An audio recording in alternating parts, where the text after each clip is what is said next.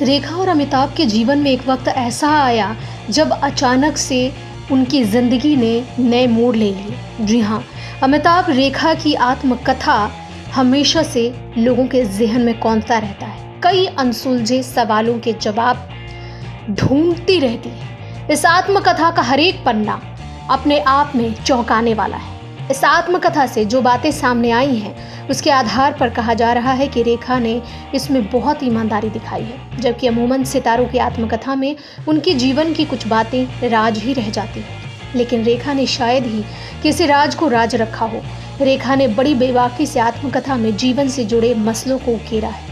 इतना ही नहीं, वो जब कभी इंटरव्यू देती हैं तो उसमें भी सवालों के जवाब बड़ी ईमानदारी से देती हैं। यहाँ हम एक ऐसे इंटरव्यू का जिक्र कर रहे हैं जिसमें रेखा ने जया और अमिताभ बच्चन के बारे में एक ऐसी बात का खुलासा किया है जिसे जानकर आपके होश उड़ जाएंगे।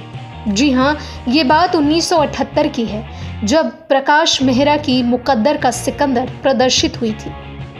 हम यहाँ लोगों के उस भ्रम को दूर करना चाहते हैं जिनका मानना है कि रेखा और अमिताभ की आखिरी फिल्म सिलसिला थी। यह सच नहीं है। इन दोनों की आखिरी फिल्म थी मुकद्दर का सिकंदर।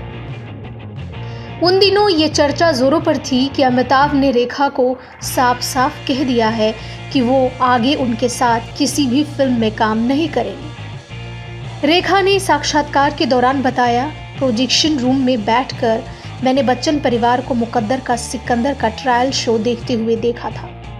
जया सबसे आगे वाली लाइन में बैठी थी। अमिताभ और उनके पेरेंट्स पीछे वाली लाइन में थे। वो जया को इतनी अच्छी तरह नहीं देख पा रहे थे जितना कि मैं। जब फिल्म में हमारे लव सीन आए तो मैं जया के चेहरे पर बहते आंसुओं को साफ देख रही थी। इस बात के लगभग एक हफ्ते बाद ही इंडस्ट्री में हर कोई मुझे कह रहा था कि अमिताभ ने अपने प्रोड्यूसरों को साफ कह दिया है कि वो अब मेरे साथ काम नहीं करेंगे। हर कोई मुझे बता रहा था, लेकिन उन्होंने एक शब्द भी इस विषय में मुझसे कुछ नहीं कहा।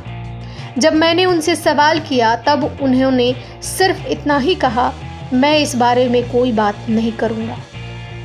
इस बारे में मुझसे कभी मत पूछना। अब इस कहानी के बाहर आने के बाद निश्चित तौर पर अमिताभ से सवाल पूछने थे। लोगों ने पूछे और कई सवाल पूछते गए, लेकिन अमिताभ खामोश रहे और वो खामोशी आज भी बरकरार है। इस बार वो जवाब नहीं दे पाए और हर बार वो जवाब नहीं देते हैं। रेखा वाली बात को हर बार दोहरा देते हैं, लेकिन कभी जुबान से उफ तक नहीं कहते। वैसे आपको बता दें कि इन दिनों अमिताभ अपनी आने वाली फिल्म के प्रमोशन में व्यस्त हैं। इसमें वो बेहद ही रमे हुए हैं। इसके अलावा वो और भी कई ऐसे शोज़ हैं उसको कर रहे हैं। टीवी का सबसे बड़ा रियलिटी शो कौन बनेगा करोड़पति भी वो कर रहे हैं, उसके होस्ट हैं और उनकी प्रसिद्धि काफ़ी बढ़ चुकी है। अब अमिताभ वो अमिताभ नहीं रहे और रेखा भी अब वो रेखा नहीं रही। दोनों ने अपने अपने जीवन में बड़ा मुकाम हासिल कर लिया है। देखते रहें बिग स्क्रीन, सब्सक्राइब करें और बेल आइकन ज़रूर दबाएं।